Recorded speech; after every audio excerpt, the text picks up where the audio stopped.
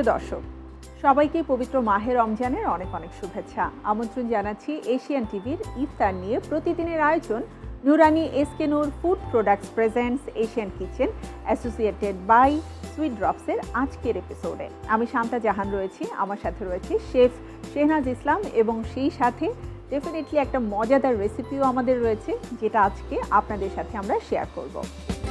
অনেক অনেক শুভেচ্ছা শেহনাজ আপু, কেমন আছো? ভালো আছি, তুমি কেমন আছো? খুব ভালো আছি শেহনাজ আপু। প্রতিদিনই তো তোমার আবার দেখা হচ্ছে, মজার মজার রেসিপিও শেয়ার করছি আমরা আমাদের দর্শকদের সাথে। তো আমি একটু জানতে চাই যে আমাদের আজকের ইফতারের রেসিপিকে আরও একটু মজাদার করে তুলতে কি রেসিপি থাকছে? আজকে চটপটা একটা রেসিপি করছি, এটা চিকেন বটি কাবাব কোরমা। বাহ, চিকেন বটি কাবাব কোরমা, তার মানে এটা আমরা পোলাও দিয়ে খেতে পারবো, নান রুটি দিয়ে খেতে পারবো, পরোটা দিয়ে খেতে পারবো, রুমালি রুটি দিয়ে খেতে পারবো, মানে যে যেভাবে পছন্দ করে। কারণ প্রতিদিন কিন্তু এক টাইপের খাবার খেতে ভালো লাগে না, একটু ভিন্নতা আনতে, ভ্যারিয়েশন রাখার জন্যই আমাদের আজকের রেসিপি। দেখে নিতে চাই চিকেন বটি কাবাব কোরমা তৈরি করতে কি কি উপকরণ লাগছে। চিকেন বটি কাবাব কোরমা তৈরি করতে কি কি লাগছে? চিকেন 250 গ্রাম কিউব করা, লাল মরিচ গুঁড়া 1 চা চামচ, ধনে গুঁড়া 1/2 চা চামচ, পেস্তা বাদাম গুঁড়া 1.5 টেবিল চামচ, পেঁয়াজ কুচি আধা কাপ, গরম মশলা গুঁড়া 1 চা চামচ, বেসন 1.5 টেবিল চামচ, চিনি 1 চা চামচ, গোলমরিচ গুঁড়া 1/2 চা চামচ, আদা রসুনের পেস্ট 1 টেবিল চামচ, টক দই 3 টেবিল চামচ, লবণ স্বাদ মতো। খুবই অল্প কিছু উপকরণ, এগুলো বাসায় আমাদের রেগুলারই থাকে। আর চিকেনটাও সবার খুব পছন্দের একটা প্রোটিনের উৎস। আমরা শুরু করি আমাদের রান্না। প্যান অন করার আগে যেটা করব, একটু চিকেনটাকে আমি ম্যারিনেট করে নেব। চিকেন থেকে কিন্তু অবশ্যই পানি ঝরিয়ে নিতে হবে। এবং আমরা একটু চাঙ্কি টাইপের কিউব করে কেটে নিয়েছি, খুব বেশি ছোট না, খুব বেশি বড় না। বটি কাবাব যেহেতু, এটা বটি কাবাবের সাইজ হবে একটা। আমি এখানে আদা রসুনের পেস্ট, গোলমরিচ গুঁড়া আর লবণ দিয়ে মিশিয়ে নিব। আচ্ছা, মেরিনেশনে কিন্তু আর কিছুই দিব না এখানে, এটা আমরা জাস্ট মিশিয়ে নিব। গোলমরিচের গুঁড়া, আদা রসুন পেস্ট, লবণ, রাইট? হ্যাঁ, আর কিছু দিতে হবে না এখানে। খুবই সিম্পল ম্যারিনেশন। এটা আমরা যতক্ষণ রাখতে পারি ততই তো বেটার, তাই না? তত বেশি টেন্ডারনেসটা বাড়বে। ইনফ্যাক্ট ইচ্ছে করলে কিন্তু আমরা দিনের বেলা কাজকে একটু এগিয়ে রাখার জন্য আগে থেকে ম্যারিনেট করে নর্মাল ফ্রিজে যদি রেখে দেই, তাহলে কিন্তু রান্না করার আগে আগে বের করে নিলেই হবে আপু, তাই না? খুবই দ্রুত এটা কাজ করবে আরও। তাহলে একদম গরম গরম পরিবেশনও করা যাবে। এবার আমরা এটা তেলে ভেজে নিব। তেলের পরিমাণটা কিন্তু অনেক বেশি দিব না। আচ্ছা, মানে শ্যালো ফ্রাই করার মতো। তেলটা একটু গরম হওয়ার আগ পর্যন্ত আমরা অপেক্ষা করছি। মানে এটাকে একটু আমরা বাদামি করে ভেজে নেব, একটু হালকা ব্রাউন করে ভেজে নিব। তারপর ভেজে তুলে আমরা এই তেলেই রান্না করব। এটা হচ্ছে অনপট রান্না, আমরা ভেজে তুলে এই তেলটার মধ্যেই রান্না করব। তো অতিরিক্ত তেল আসলে দেওয়ার আর প্রয়োজন নেই। তবে এটা তো ঘি বা বাটার দিয়েও রান্না করা যেতে পারে, তাই না? চাইলে অলিভ অয়েল দিয়ে করতে পারি, চাইলে আমরা সরিষার তেল দিয়েও করতে পারি। আর ঘি বাটারের তো কোনো জরুরি নেই। চিকেনগুলো আমরা ছেড়ে দিব আস্তে করে।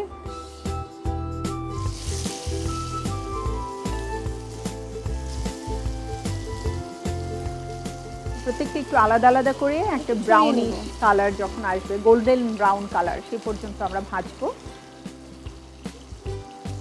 চুলায় দেওয়ার সাথে সাথে কিন্তু খুব সুন্দর একটা স্মেল আসছে। খুব সুন্দর, যেহেতু আদা এবং রসুন আছে।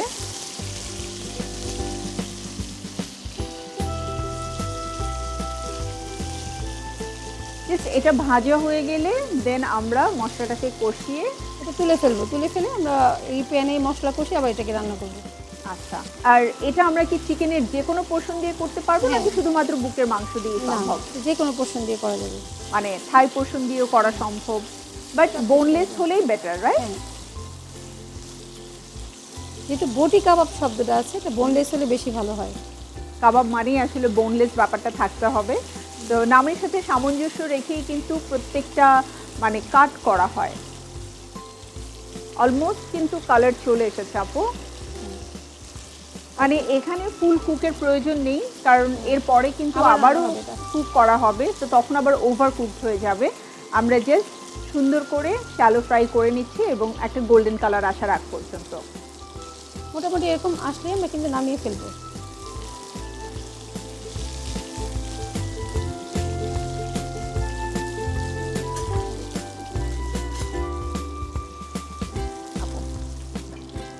তুলে ফেলবো আমরা।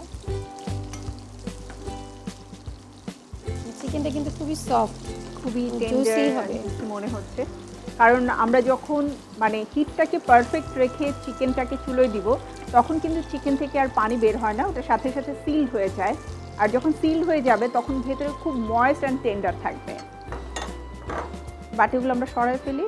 ওই যে ওইখানে একটা চিকেনের বাটি ছিল, আর এটা কোরমার আমরা গ্রেভিটা করব। করার আগে যে কাজটা করতে হবে, এখানে আমাদের পেঁয়াজ কুচি, পেঁয়াজটাকে একদম মিহি চপ করে নিয়েছি। আচ্ছা, পেঁয়াজ কুচিটা এখানে দিয়ে দিবি। যেহেতু মোটামুটি ভাজতে ভাজতে এটা কালার ব্রাউন কালার কি হবে? হ্যাঁ, এটা একটু ব্রাউন কালার করতে হবে। আমি একটু ব্রাউন কালার করে ভাজি। আমার কাছে পেঁয়াজ বেরেস্তাটা করতে অলওয়েজ ভালোই লাগে, এবং বেরেস্তার যে একটা ফ্লেভার আছে না, ওটা আমার খুব পছন্দ। ইনফ্যাক্ট আমার মা বলে যে তোকে দিয়ে বেরেস্তা ভাজানো উচিত না, কারণ বেরেস্তা ভাজার পরে অর্ধেক আমি খেয়ে ফেলি। এবং আমিও বেরেস্তা খেতে খুব পছন্দ করি, ভাজতে ভাজতে দেখা যায় যে অর্ধেকে খেয়ে ফেলি। একদম। আচ্ছা, বেরেস্তা ক্রিস্পি করার একটা তো রুলস আছে, ট্রিক্স আছে, সেটা একটু এটা হচ্ছে বেরেস্তা অনেকে যে ভুলটা করে, বেরেস্তা চুলা দেওয়ার পর বারবার নাড়াচাড়া করে, অতিরিক্ত নাড়াচাড়া বেরেস্তাটা সফট হয়ে যায়। আচ্ছা। তেলের পরিমাণ থাকতে হবে 3 গুণ। আচ্ছা, 3 গুণ, যতটুকু হ্যাঁ। পেঁয়াজ আমি দিচ্ছি তার চেয়ে 3 গুণ। 3 গুণ তেল থাকবে, এবং পেঁয়াজটা মিডলে থাকবে, এবং পেঁয়াজটা একদম টাটকা পেঁয়াজ হতে হবে। এখন কেটে এখনই বেরেস্তা, অনেকে আগে থেকে কেটে রাখে, সেটা দেওয়া যাবে না। এবং চুলার আঁচটা বাড়িয়ে করতে হবে একদম। যখন এক পাশ হয়ে আসবে তখন আস্তে আস্তে নাড়া দিতে হবে। Full fry এটাই করতে হবে। অনেকে বেরেস্তায় চিনি দেয়, অনেক কিছু দেয়, আসলে কিছুই দেওয়ার প্রয়োজন নেই। জাস্ট তেলের মধ্যে পেঁয়াজ ভাজার মানে হাতের যে টেকনিক, সেই টেকনিকটা দিয়ে ফলো হবে। করলেই হয়ে যায়। আপু, আমরা পরবর্তী মশলাগুলো দিয়ে দিব? হ্যাঁ, আদা রসুনের পেস্টটা যেহেতু মুরগিতে দিয়েছি, আমি এখানে অল্প দিব, হাফ চা চামচ। আমি এখানে একটু পানি দিয়ে দিচ্ছি কষানোর জন্য।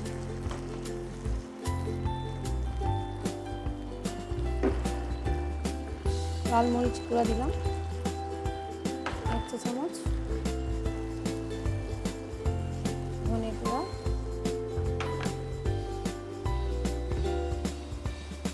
গরম মশলা গুঁড়া একটু আমি দিচ্ছি এখানে, গোলমরিচের গুঁড়া। আর কোনো মশলা কিন্তু আমি এখন দিচ্ছি না। আচ্ছা,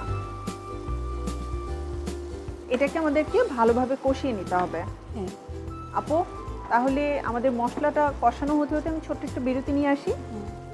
প্রিয় দর্শক, আপনারা দেখছেন আমাদের ইফতারের প্রতিদিনের আয়োজন Noorani SK Noor food products presents Asian kitchen associated by sweet ড্রপসের আজকের এপিসোড। ফিরছি এখনই, থাকুন এশিয়ান টিভির সাথে।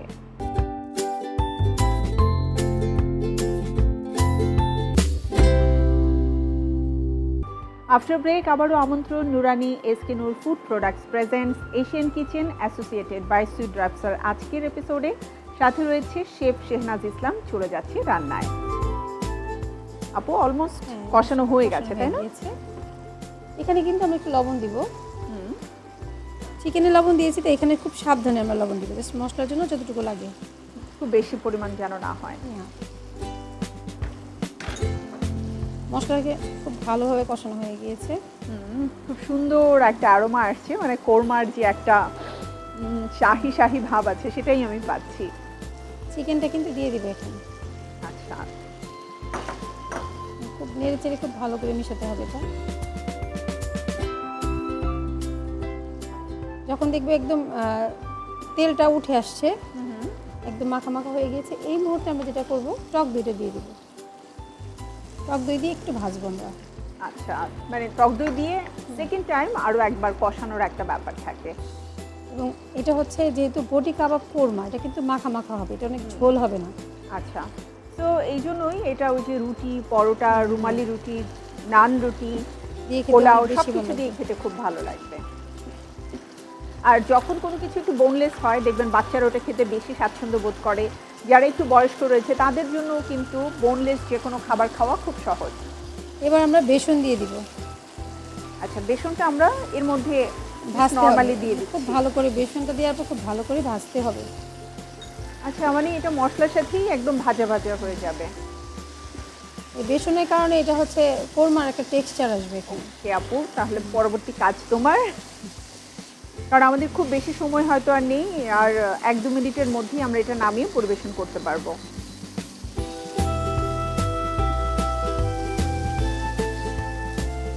টেক্সচারটা ঠিক এরকমই আসবে। মাখা মাখা হবে, কালারটা খুব সুন্দর আসছে। এখানে কেউ চাইলে অ্যাকচুয়ালি বেসনটা কিন্তু আমাদের যে মশলাটা আছে ওটার বাইন্ডিং এর কাজ করলো, মানে মশলাগুলোকে লক করে ফেললো, তাই না? আর এখানে পেস্তা বাদাম কুচি দিয়েছি, কেউ চাইলে কাঠবাদাম কাজু বাদামও দিতে পারে। আমি পেস্তা বাদামটা দিয়েছি, এটা শাহি একটা ভাব আসবে আরো।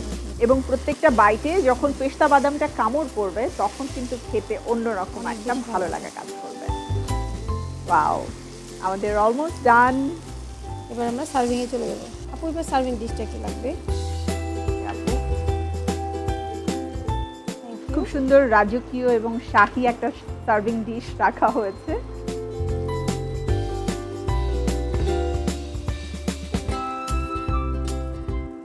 বেসন যে ভাজা হয়েছে এটার ঝোলটা কিন্তু খেতে অনেক বেশি ভালো লাগে। সরাসরি নিচে রেখে দিতে। বাহ, দেখতেই খুব ভালো লাগছে। আর এত চমৎকার কালার অ্যান্ড ফ্লেভার, এটাকে এক্সট্রা ভাবে খুব একটা বেশি ডেকোরেশনের প্রয়োজন হবে না, বাট আই থিঙ্ক শেহনাজ আপু কিছু না কিছুতে একটু করবে। এই যে পেস্তা বাদাম, পেস্তা বাদামে কুচিগুলো দিয়ে দিব। ওয়াও, এটা প্রতিটা বাইটে খেতে অনেক বেশি ভালো লাগবে। মিন্ট লিভস দিয়ে দিব একটু ফ্রেশনেস আনার জন্য একদম সতেজ একটা মিন্ট লিফ আমরা ব্যবহার করছি। এই যে তৈরি হয়ে গেল chicken boti kabab korma tomato. Thank you Shehnaz আপু, খুব মজাদার একটা রেসিপি আজ শিখে নিলাম। প্রিয় দর্শক, আপনাদেরও নিশ্চয়ই ভালো লেগেছে আমাদের রেসিপি। বাসায় অবশ্যই ট্রাই করবেন। প্রতিদিনের একঘেয়েমি ইফতারের চাইতে যদি নিত্য নতুন রেসিপি দিয়ে বাসার সবার জন্য নতুন কিছু আপনি তৈরি করতে পারেন, পাশাপাশি যেহেতু এটা চিকেনের, আপনার প্রোটিনের সোর্সটাও কিন্তু এখানে পরিপূর্ণভাবে রয়েছে, তাহলে দেখবেন সবারই ইফতারের প্রতি বাড়তি একটা আগ্রহ তৈরি হবে। তো বাসায় অবশ্যই ট্রাই করবেন। শেহনাজ আপু, অনেক অনেক ধন্যবাদ মজার মজার রেসিপি আমাকে করে দেখানোর জন্য, এবং আমাদের অডিয়েন্সরাও খুব পছন্দ করছে তোমার রেসিপিগুলো। আবারও নিশ্চয়ই নতুন রেসিপি নিয়ে নতুন পর্বে দেখা হবে। তোমাকে অসংখ্য ধন্যবাদ। ধন্যবাদ এশিয়ান টিভি। প্রিয় দর্শক, আমাদের সময় আজ শেষ। বিদায় নিতে হচ্ছে আজকের পর্ব থেকে। দেখা হচ্ছে আবারও আগামীকাল এশিয়ান টিভির পর্দায় আপনাদের সাথে একই সময়ে ইফতারের আয়োজন। Noorani SK Noor food products presents Asian kitchen associated by sweet ড্রপসের নতুন এপিসোডে নতুন কোনো রেসিপি নিয়ে। সবাই ভালো থাকুন, সুস্থ থাকুন। আমি শান্তা জাহান সবাইকে আরও একবার পবিত্র মাহে রমজানের অনেক অনেক শুভেচ্ছা জানাচ্ছি। আল্লাহ হাফেজ।